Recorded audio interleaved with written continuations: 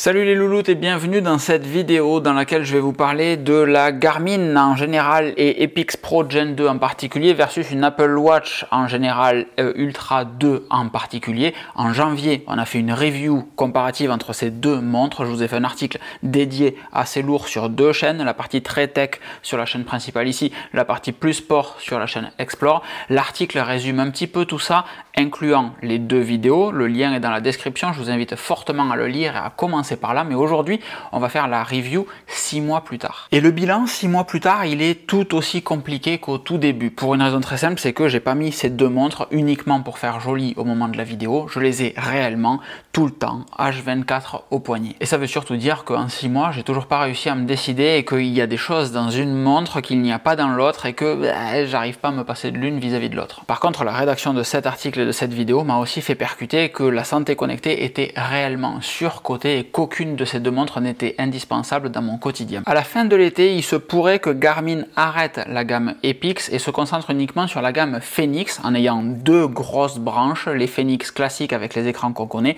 et les Fenix avec des écrans AMOLED pour remplacer les Epix. Et là, on aura ensuite les trois tailles de montres à chaque fois, etc. Mais la gamme Epix avec le nom Epix devrait supposément disparaître. De l'autre côté, on a l'Apple Watch Ultra ou l'Apple Watch tout court qui devrait faire un grand bond en avant puisque ce sont les 10 ans de l'Apple Watch cette année et qu'on suppose que comme avec l'iPhone X à l'époque, l'iPhone 10, Apple devrait faire quelque chose d'un petit peu novateur sur l'Apple Watch, quitte à le faire payer premium. Donc c'est quelque chose que je vous ai déjà partagé au moment de l'annonce de WatchOS 11 il y a 2 semaines de ça. J'espère vraiment que l'annonce était légère parce que beaucoup de logiciels viendra avec le nouveau matériel et qu'Apple attend l'annonce de septembre pour justement dévoiler tout ça. Dans un monde parfait, moi j'ai pas de Garmin. Dans un monde parfait, j'ai uniquement une Apple Watch, peu importe ce que vous voulez, mais avec un plus gros cadran que celle que j'ai là et avec les fonctionnalités de récupération et de préparation physique que j'ai sur la Garmin, sur l'Apple Watch. Donc réellement, je suis un utilisateur Apple biaisé de ce point de vue là, mais je suis un utilisateur Apple qui s'entraîne 2 à 3 fois par jour,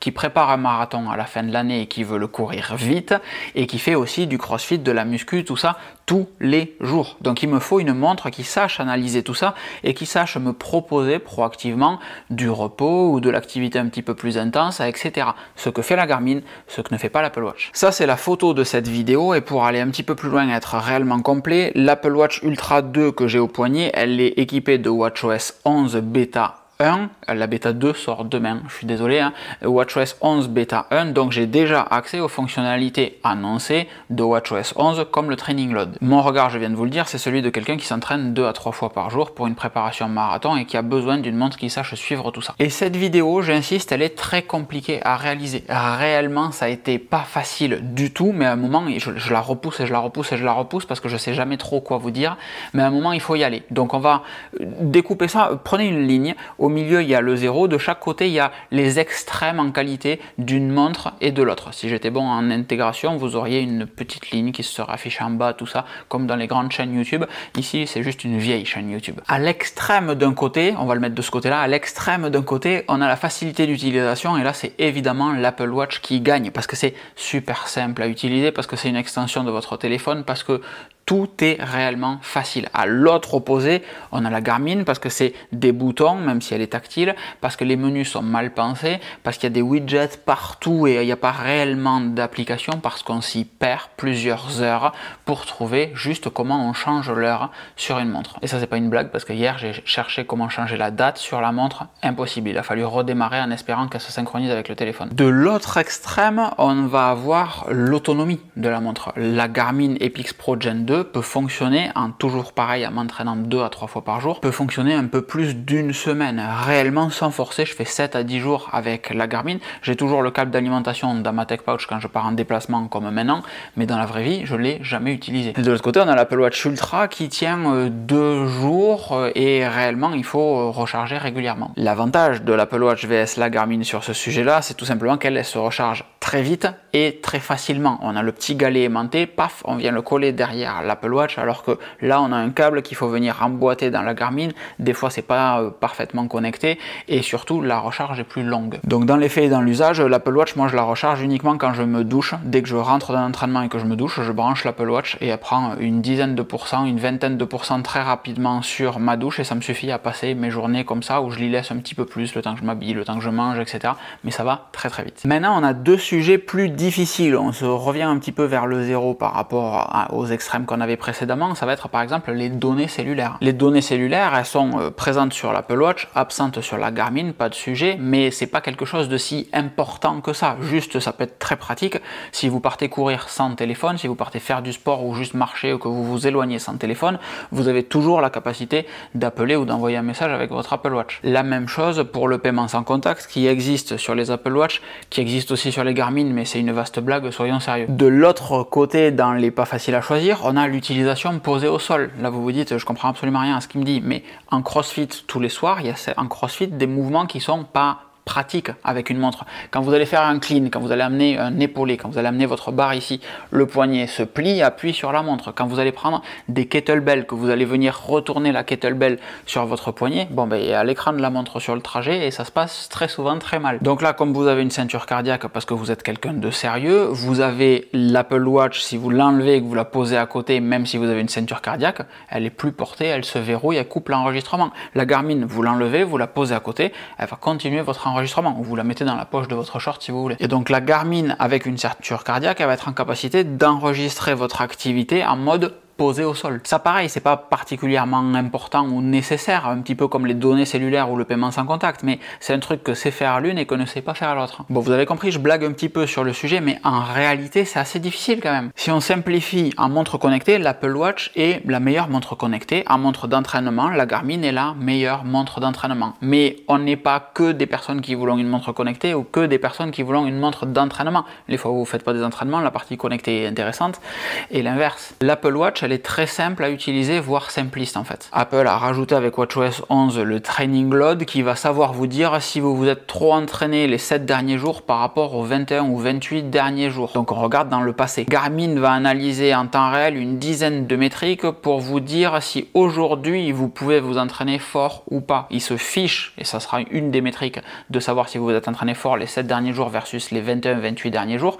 Mais si vous avez aucune fatigue malgré ça, si vous êtes parfaitement reposé, si votre corps va bien, votre HRV va bien, votre rythme cardiaque, la quantité de sommeil que vous avez eu, votre stress, toutes ces métriques-là sont dans le vert, il va quand même vous dire, va faire un bon entraînement, t'en es capable. L'Apple Watch aujourd'hui est toujours incapable de mettre automatiquement les cercles en pause ou d'adapter le niveau de calories qu'il faut que vous fassiez dans une journée. Alors oui, c'est une révolution, maintenant on peut soi-même arrêter les cercles, mais quelle est la différence entre arrêter les cercles ou tout simplement lui dire, ben, aujourd'hui je vais faire 50 calories parce que j'ai couru un marathon hier. Est-ce que ça, typiquement, l'Apple Watch n'est pas en capacité de le calculer? Moi, Locan, j'ai un objectif à 500 que je défonce à 200 ou 300% tous les jours.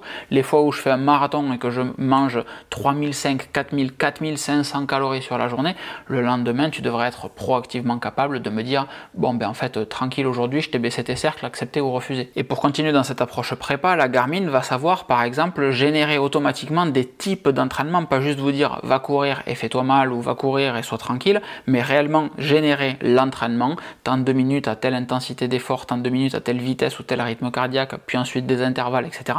Elle va savoir générer tout ça. L'Apple Watch, pour qu'elle sache générer un entraînement, il faut l'interconnecter avec des applications qui, elles, vont générer et pousser sur l'Apple Watch. L'Apple Watch ne fait rien, comme Training Peaks par exemple ou Decathlon Coach. Et pour l'analyse de l'entraînement, il va vous falloir une autre application comme Healthfit ou Bevel. Donc aujourd'hui, 23 juin, je suis totalement incapable de choisir une de ces deux montres. Déjà parce qu'on est dans un moment charnière pour l'Apple Watch et que j'espère très fortement qu'il y aura des trucs intéressants en septembre. Dans tous les cas, on en parlera ici. Donc si vous n'êtes pas abonné, c'est le bon moment de le faire. Ensuite, parce que dans cette vidéo, on le touche un petit peu du doigt, mais il y a une vraie notion de préparation physique avec les gadgets que j'ai au poignet. Et ça, on en parle sur la chaîne Explore. Donc pareil, si ça vous intéresse, abonnez-vous là-bas. Je vais vous partager toute ma préparation marathon et mes entraînements de la semaine. Aujourd'hui, je pense que je pourrais me passer de l'Apple Watch, mais très difficilement de la Garmin dans le cadre de la préparation, justement. Et comme je vous disais en introduction, la rédaction de cet article et le tournage de cette vidéo m'a fait comprendre que tout ce qu'on évoquait marqué en santé connectée, et bien en fait il n'y a rien qui est absolument nécessaire ou indispensable, c'est-à-dire que je me trimballe toujours avec 2 montres, une bague connectée, alors que je pourrais très bien ne rien porter et ça serait la même chose. Bon oui, il faudrait que je réfléchisse un petit peu plus à savoir quel entraînement je fais aujourd'hui par rapport à ce que j'ai fait hier, comment je me sens, ça serait plus au feeling.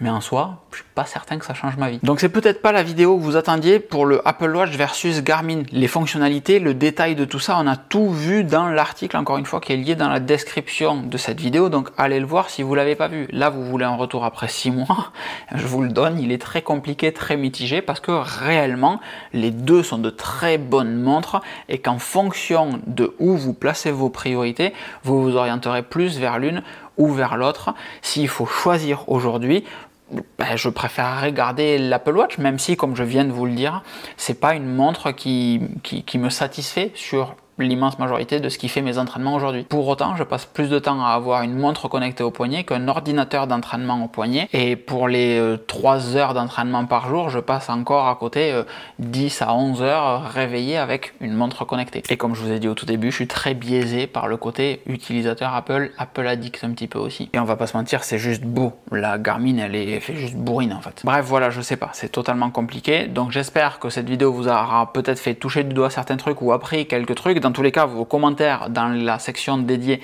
sont plus que bienvenus pour me partager ce que vous, d'un œil extérieur, vous comprenez et vous sortez entre guillemets de tout ce que je viens de vous dire ici. Qu'est-ce que ça vous évoque? Ceci étant dit, il me reste juste à vous faire des gros bisous, vous souhaiter une excellente fin de journée, un très bon dimanche, et je vous encourage très fortement à me suivre sur Instagram pour tout ce qu'on a vu ici et plein de sujets divers et variés, et également d'aller faire un saut sur la chaîne Explore dans laquelle on partagera toute la préparation marathon et les entraînements. Vos retours sont également attendus là-bas, ainsi que sur Strava, etc., etc. Des grosses bises, à très vite. Ciao, ciao.